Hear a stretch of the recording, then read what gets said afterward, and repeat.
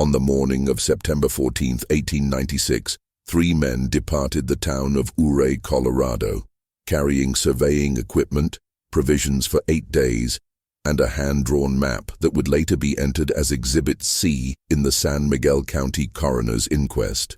Their names were Franklin Ashworth, age 34, a civil engineer from Philadelphia; James Corrigan, 29, his assistant and former railroad chainman; and Miguel Torres, 41, a local packer who had worked the San Juan Range for 16 years. They were bound for the Uncompa Grey Plateau to survey a proposed route for the Denver and Rio Grande Western Railroad's expansion toward the mining district at Telluride. The standard route followed the established wagon road south through Ridgeway, then west along the Dallas Creek drainage, a journey of approximately 43 miles that required 3 days under normal September conditions. Franklin Ashworth proposed a different course. According to the deposition given by the livery owner, Henry Wickham, Ashworth showed him the hand-drawn map the evening before departure and indicated a route that would cut directly west through the high country, passing between Mount Sneffels and Teakettle Mountain, before descending into the upper reaches of the San Miguel watershed. Ashworth estimated the distance at 28 miles. He believed it could be completed in 2 days, saving both time and the cost of additional pack animals. Wickham later testified that he told Ashworth the route was ill-advised in September due to early snowfall in the higher elevations, but Ashworth replied that the weather reports from Denver indicated clear conditions through the month's end. Wickham sold them the animals anyway, 3 mules and 1 pack horse. The transaction was recorded in his ledger, recovered intact in 1904 when the building was demolished. Miguel Torres had been hired on the recommendation of the Ouray Assay Office. The records show he had guided parties into the mountains on 42 separate occasions between 1884 and 1896. He was described by multiple sources as cautious and experienced. His brother, Rafael Torres, stated in his deposition that Miguel had expressed concern about the proposed route but accepted the job because his wife was expecting their 5th child and the pay was nearly double the standard rate for such work. Franklin Ashworth had offered $20 in gold for the round trip. The standard rate was $12. James Corrigan had been in Ashworth's employ for 11 months. Personnel records from the Pennsylvania Railroad Company, where both men had previously worked, indicate that Corrigan had no experience in mountain surveying. His role was to assist with measurements and maintain the field notes. A letter from his sister, later submitted to the inquest, described him as quiet, diligent, and unaccustomed to questioning his superiors. The weather on the morning of their departure was clear and cool. Multiple witnesses placed the temperature at approximately 48 degrees at sunrise. There had been no precipitation in Ouray for 6 days. Ashworth signed the hotel register at the Beaumont at 6:15 that morning. The entry is preserved in the records of the Colorado Historical Society. At approximately 7 o'clock, the 3 men led their animals west on what is now 5th Avenue, turned south briefly, then began the ascent toward the high country. The last confirmed sighting came from a prospector named William Danziger, who was working a claim on the slopes below Hayden Peak. He told the search party that he saw 3 men and 4 animals moving west along the ridgeline above timberline at what he estimated to be late morning. He did not speak to them. The distance was too great. He noted only that they appeared to be moving steadily and that the weather remained clear. That was the decision: to take the shorter route, to trust the map, to believe that experience could be substituted with calculation. It could not. Franklin Ashworth's career with the Pennsylvania Railroad had been unremarkable but competent. Employment records show he joined the company in 1887 as a junior surveyor and rose to the position of assistant division engineer by 1894. His work was concentrated in the coal regions of western Pennsylvania, relatively flat terrain with established infrastructure. He had never worked at elevations above 3,000 feet. His transfer to the Denver and Rio Grande Western in early 1896 marked his first assignment in mountainous country. The letter of appointment, preserved in the railroad's archives in Denver, indicates that Ashworth was selected specifically because of his reputation for efficiency and cost reduction. The Rio Grande Western was operating under financial strain following the Panic of 1893. Multiple planned expansions had been delayed or cancelled. The Telluride Spur represented one of the few projects still moving forward, largely because the mining district was producing silver and gold in quantities sufficient to justify the expense. But the company had made it clear that surveyors were expected to minimize costs wherever possible.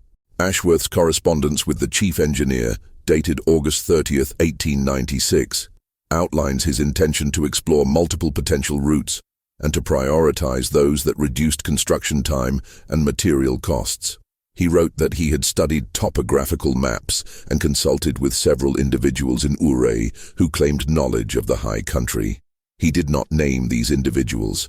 No depositions from any such consultants were ever entered into the record. In his final letter to his wife, posted from Ouray on September 13th, Ashworth wrote that he expected to complete the survey within 10 days and return to Denver by the end of the month. He mentioned that he had hired a local guide of good reputation and that the weather was favorable. The letter contained no indication of concern.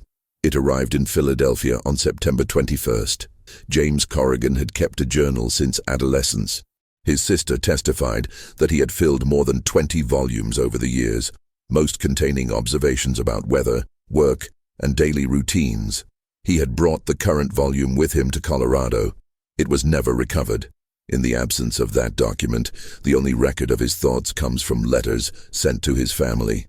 In one, dated September 8th from Denver, he described the mountains as intimidating, but beautiful. He expressed confidence in Ashworth's planning and noted that he was looking forward to the work. Miguel Torres left no written record. His brother stated that Miguel could read adequately in both Spanish and English, but rarely wrote anything beyond his own name. What is known of his perspective comes entirely from the testimony of others.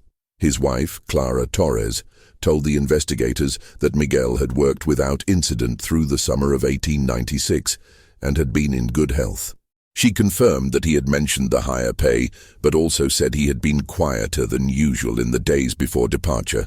She did not interpret this as significant at the time. The route Ashworth proposed was not entirely unknown. Fragments of trails existed in the area, remnants of old Ute pathways and prospector tracks. But no wagon road had ever been cut through that section of the range, and no regular traffic moved along it. The terrain consisted of steep drainages, talus fields, and exposed ridgelines above 12,000 feet. The hand-drawn map showed a relatively straight line between 2 points. It did not indicate changes in elevation, the presence of cliffs, or the density of the forest below timberline. Weather patterns in the San Juan Range during September are historically variable. Records from the Colorado Climate Center show that the first significant snowfall of autumn can occur any time after the first week of the month, particularly at elevations above 11,000 feet. In 1896, the last recorded precipitation in Ouray prior to September 14th had occurred on September 7th. A brief afternoon thunderstorm that left no accumulation. Temperatures had been moderate. There was no reason to expect an immediate change, but conditions at higher elevations are often different from those in the valleys. William Danziger, the prospector who saw the party on the morning of the 14th, later told searchers that he had observed clouds building over the southern peaks by early afternoon. He returned to his camp before the weather turned and did not see the men again. Ashworth had estimated 2 days. Torres, according to his brother, believed the route would take longer, but deferred to the engineer's judgment. Corrigan, as far as the record shows, raised no objection. They moved forward under the assumption that preparation and resolve would compensate for unfamiliarity. They carried adequate food, tools, and warm clothing for the duration they anticipated. What they did not carry, what they had no reason to believe they would need, was shelter sufficient for prolonged exposure or provisions for a route that might take longer than planned. The decision had already been made. The rest was simply movement. The reconstruction of their movements beyond the last sighting depends on evidence gathered over the following months and on the landscape itself, which has not changed substantially in the century since. William Danziger's testimony provides the final known position. He described seeing 3 men and 4 animals moving west along a ridgeline he identified as being roughly between Hayden Peak and the southern flank of Teakettle Mountain. The elevation at that point would have been approximately 12,200 feet. The time, he estimated, was between 10:30 and 11 o'clock in the morning. The weather at that moment was clear, though he noted the formation of clouds to the south and west. From that ridgeline, the most direct route west would have required a descent into the basin drained by the headwaters of the San Miguel River. This descent is steep. Modern topographical surveys place the drop at nearly 2,000 vertical feet over a horizontal distance of less than 2 miles. The terrain is a mix of loose rock, scrub vegetation, and intermittent cliff bands. There is no trail. Ashworth's map, recovered from the Beaumont Hotel where he had left a copy with the desk clerk, shows a simple line crossing this area with no notation of difficulty. It is possible he believed the descent would be gradual. It is equally possible he was aware of the steepness, but believed it could be managed. The map provides no answer. By early afternoon on September 14th, the weather had changed. Records from the Ouray Weather Observer compiled in the monthly summary submitted to the U.S. Signal Service indicate that clouds moved into the area around midday and that light snow began falling at approximately 2 o'clock in the town itself. At higher elevations, the snow would have started earlier and fallen more heavily. The search party, organized 5 days later, found the first trace of the men at an elevation of 11,400 feet in a drainage on the north-facing slope below the ridgeline Danziger had described. The trace consisted of a section of disturbed ground where animals had stopped and a small pile of stones that appeared to have been deliberately stacked. No other marks were found in the immediate area. The stones suggested a possible attempt to build a cairn or marker, though for what purpose remains unclear. One of the searchers, a man named Otto Fischer, who had worked as a guide in the area for more than a decade, stated in his report that the location of the stones indicated the party had already committed to the descent. He believed they would have realized, at that point, that returning to the ridgeline would have been as difficult as continuing downward. The choice, in effect, had already been made. From the location of the stones, the drainage continues west and slightly north, dropping through a series of benches and rockfalls before entering the upper forest. The search party followed this route for 2 miles. They found no additional evidence. The snow that had fallen on the 14th and 15th had melted in the lower elevations, but remained in shaded areas above 10,000 feet. The ground was soft in places, frozen in others. Tracks, if they had ever existed, were gone. The second piece of evidence was discovered 4 days into the search on September 23rd. A member of the party, a ranch hand named Samuel Voss, found a leather satchel wedged between 2 rocks in a narrow section of the drainage at an elevation of approximately 9,800 feet. The satchel was identified as belonging to James Corrigan. It contained surveying notes, a small Bible, a pencil, and a folding knife. The notes were water-damaged, but partially legible. The final entry, dated September 14th, recorded a series of compass bearings and the notation, "Descent difficult, visibility poor." No further entries followed. The condition of the satchel suggested it had been placed deliberately rather than dropped. The fasteners were still closed. One of the searchers hypothesized that Corrigan had set it down to free his hands for climbing and had not retrieved it. Another believed he had left it intentionally, perhaps as a marker for rescuers. The location was noted on the search map and later included in the inquest report. Beyond that point, the drainage becomes steeper and more confined. The search party continued for another mile before stopping at a section where the water drops nearly vertically for 40 feet over a series of ledges. Fisher reported that it would have been impossible to bring pack animals through this section. The animals would have had to be led around through the forest on the slope to the north. That detour would have added hours to the descent and required navigation through dense timber with no clear path. It was here, Fisher later testified, that he believed the party had fractured. Someone would have had to remain with the animals.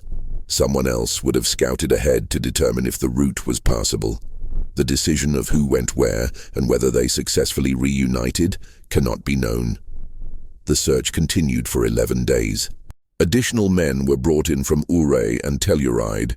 The area covered extended from the ridgeline, where Danziger had seen the men, down to the confluence of the drainage with the larger San Miguel River, a distance of nearly 8 miles through vertical terrain. Side drainages were explored. Forested slopes were walked in grid patterns. Nothing further was found. On September 25th, a second storm moved through the area. Snow fell heavily above 9,000 feet and persisted for 2 days. When the search resumed, the snow cover had erased any remaining possibility of finding tracks or surface evidence. The search was officially called off on September 29th. The inquest was convened in October. Otto Fischer's final statement to the inquest included his belief that the party had become separated during the descent and that at least one of the men, likely Miguel Torres, had attempted to continue downward while the others waited or turned back. He believed the snow on the 14th and 15th had surprised them, that they had underestimated both the difficulty of the terrain and the time required to cross it. He stated that men in such conditions often make decisions that seem rational in the moment but prove fatal in hindsight. He did not elaborate. The inquest concluded that Franklin Ashworth, James Corrigan, and Miguel Torres had perished in the San Juan Mountains due to exposure and the failure to adequately prepare for conditions at high elevation. The decision to take the shorter route was noted as a contributing factor. No negligence was assigned. The case was closed. The mountains provided no further answers. The search, organized by the San Miguel County Sheriff, involved 23 men over the course of 11 days. The cost, recorded in county ledgers, totaled $147, including wages, provisions, and the rental of additional horses. The expense was considered significant. No appropriation had been made for such an effort. The funds were drawn from the general emergency account and later reimbursed in part by the Denver and Rio Grande Western Railroad, which acknowledged responsibility for the survey that had led to the disappearance. Franklin Ashworth's widow, Elizabeth Ashworth, traveled to Colorado in late October of 1896. She stayed in Ouray for 6 days and met with members of the search party and with the county coroner. A brief account published in the Ouray Plain Dealer on October 31st noted her presence and stated that she had expressed gratitude for the efforts made but had requested no further search operations. She returned to Philadelphia on November 3rd. She did not remarry. She died in 1921. Her estate included the letter her husband had posted on September 13th, still in its original envelope. James Corrigan's family made no journey west. His sister's correspondence with the railroad company, preserved in the corporate archives, shows that she inquired repeatedly about the recovery of his body and his personal effects. She was informed in December of 1896 that no body had been found and that the satchel recovered in the drainage would be returned to her. It arrived in January of 1897. She noted in a later letter that the surveying notes inside had been rendered mostly illegible by water damage. She kept the Bible and the knife. The rest she discarded. Miguel Torres's widow, Clara Torres, received no compensation from the railroad company. The contract her husband had signed, a standard agreement for temporary labor, included no provision for death benefits. Ouray's Spanish-speaking community organized a collection that raised $38, which was delivered to her in late September. She used a portion of the money to pay for a memorial mass at the Catholic Church. She left Ouray with her children in the spring of 1897 and moved to Durango, where her sister lived. She worked as a laundress until her death in 1912. The proposed rail line to Telluride was surveyed again in 1897, using the established southern route through Ridgeway. Construction began in 1898 and was completed in 1890. The section of track crossed no terrain above 9,000 feet. The route Ashworth had proposed was never reconsidered. In the summer of 1901, a prospector named Edward Lyman reported finding a human skull and several bones in a rockfall at an elevation he estimated to be near 10,000 feet, several miles west of the area where Corrigan's satchel had been found. He did not mark the location precisely and did not retrieve the remains. His report, filed with the sheriff's office, prompted a brief investigation, but no follow-up search was conducted. The remains were never positively identified. Lyman moved to Utah later that year and was killed in a mining accident in 1903. His account remains the only potential evidence of the men's final location. In 1908, a ranger employed by the newly established National Forest System reported finding remnants of leather tack and a rusted surveying chain in a remote drainage on the western slope of the Sneffels Range. He did not connect these items to the 1896 disappearance at the time. The report was filed with routine maintenance logs and not reviewed in connection with the case until 1912, when a researcher compiling records of missing persons in Colorado came across it. By then, the exact location had been forgotten, and the items themselves had likely deteriorated or been displaced by weather. No other physical evidence has been recovered. The broader consequence of the disappearance was procedural rather than dramatic. The Denver and Rio Grande Western Railroad revised its policies regarding independent surveys in unfamiliar terrain. A memorandum issued in April of 1897 required that all future survey crews working in mountainous regions be accompanied by at least one local guide with demonstrated experience in the specific area, and that routes be reviewed by a senior engineer before approval. The memorandum made no reference to the 1896 incident. The connection is circumstantial but clear. Franklin Ashworth's hand-drawn map remained in the possession of the railroad until 1904, when the company donated a collection of historical materials to the Colorado Historical Society. The map was catalogued and stored. It was displayed briefly in 1976 as part of an exhibition on early Colorado railroads. The label beneath it read, "Proposed Survey Route, 1896, never completed." No mention was made of the men who had carried it. In the end, the disappearance affected fewer than 20 people directly. Family members, employers, those who had known the men or participated in the search. For the town of Ouray, it became a brief story, retold occasionally in the years that followed, but ultimately subsumed by other events, other losses. The mountains claimed lives regularly in that era. This case was notable primarily for the fact that 3 men had vanished so completely. The question of what happened in those hours between the last sighting and the snowfall remains unresolved. The evidence suggests separation, disorientation, and a series of choices made under worsening conditions, but the precise sequence cannot be reconstructed. The mountains did not yield that testimony. What is certain is that the decision to take the shorter route, made in clear weather on the morning of September 14th, set in motion a chain of consequences that could not be undone. Whether the route was passable under different circumstances is immaterial. Under the circumstances that existed, it was not. In 1953, a historian named Dr. Leonard Garrett, employed by the Colorado State Archives, compiled a manuscript titled Lost Expeditions and Disappearances in the San Juan Range, 1870-1920. The manuscript was never published. It exists now in the archives as a bound typescript, 218 pages, cataloging 14 separate incidents in which individuals or groups vanished in the mountains and were never recovered. The section on Franklin Ashworth, James Corrigan, and Miguel Torres occupies 11 pages. Garrett had access to the original inquest records, the depositions, the correspondence, and the map. He interviewed 2 individuals who had been children in Ouray in 1896 and retained vague memories of the search. One recalled seeing men with lanterns moving through the streets at night. The other remembered only that something had happened in the mountains and that people had talked about it for a while. Garrett concluded his account with an observation. He wrote, "The men who entered the high country on September 14, 1896 were not reckless. They were not ignorant. They were individuals operating within the constraints of their knowledge, their responsibilities, and the information available to them.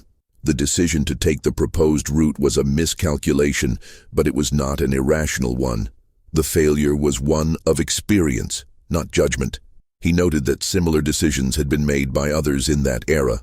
by miners, surveyors, trappers, and settlers who had survived by luck or had perished by the same margin.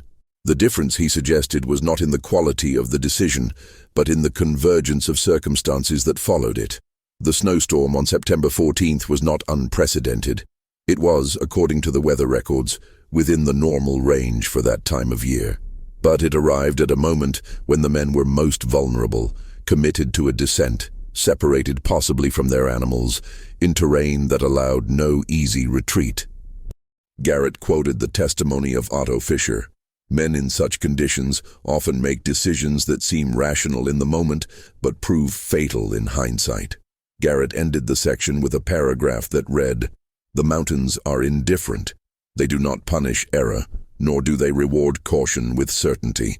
They simply exist, and those who enter them do so on terms that are never entirely their own." The men of 1896 believed they understood those terms. They were wrong, but only slightly. That slight difference was enough. The manuscript was donated to the Colorado Historical Society in 1967 following Garrett's death. It has been referenced in several later works on Colorado history, but has never been widely circulated. A digitized copy was made available online in 2002. In the decades since, the area where the men disappeared has seen occasional foot traffic, hikers, hunters, Forest Service personnel. The drainage remains remote. No maintained trail crosses it. The cairn of stones found by the search party in 1896 has not been relocated. If it still exists, it is indistinguishable now from the countless other rock piles scattered across the high country. In 2003, a hiker reported finding fragments of old leather and metal in a talus field near the headwaters of the San Miguel River. He did not collect the items and could not later pinpoint the exact location. The report was noted by a local historical society, but was not investigated. The connection, if any, to the 1896 disappearance remains speculative. The families left behind moved forward as families do. Elizabeth Ashworth kept her husband's letters and a photograph taken in 1894 that showed him standing beside a survey transit. She never spoke publicly about the disappearance. James Corrigan's sister married in 1899 and moved to Ohio. She kept the Bible from the recovered satchel until her death in 1943. It was inherited by her daughter, who later donated it to a church in Cleveland. Its current location is unknown. Clara Torres raised her children alone. 3 of them survived to adulthood. One son, Luis Torres, worked for the Denver and Rio Grande Railroad for 30 years, beginning in 1910. He never worked as a surveyor. He was a section hand, then a foreman. He retired in 1940. In an oral history recorded in 1958, he mentioned his father once, briefly, stating only that he had died in the mountains when Luis was young. He did not elaborate. The Denver and Rio Grande Western Railroad operated the Telluride line until 1952. The track was removed in the early 1960s. Portions of the old railbed are now used as a recreational trail. The line never crossed the high country. It followed the valleys, where the grade was manageable and the risk acceptable. Franklin Ashworth's map remains in the archives. The hand-drawn line across the mountains is still visible, faded but clear. It shows a route that, on paper, appears direct and efficient. It does not show the cliffs, the drainages, or the weather. It does not show the moment when forward progress became indistinguishable from error. On the morning of September 14, 1896, 3 men made a decision. They believed it was the faster way. They believed they had accounted for the risks. They were ordinary men, acting on information they trusted in a landscape they thought they understood well enough. They were wrong. Not catastrophically, not absurdly, just wrong enough. The mountains did not correct them. They simply kept them.